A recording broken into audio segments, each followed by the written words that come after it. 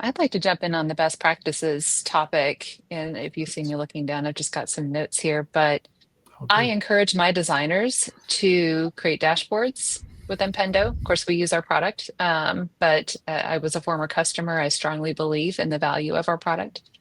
So I encourage them to create dashboards, to define metrics with their product counterparts, to ensure that they are in alignment on what they're trying to measure.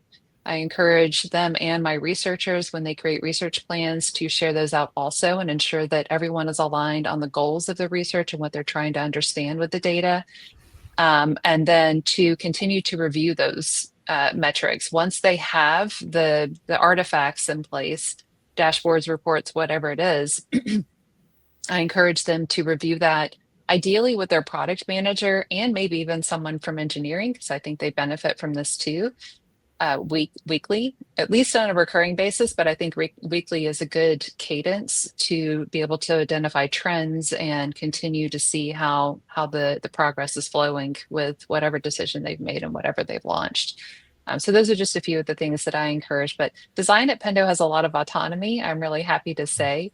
So even though product drives a lot of the decisions surrounding the problem, and engineering and design drive a lot of the decisions around the solution, it's very much a conversation that happens. As long as our designers are bringing data to the conversation and they are able to talk about the why behind their what they're pushing for, they really do have a lot of opportunity to influence the roadmap.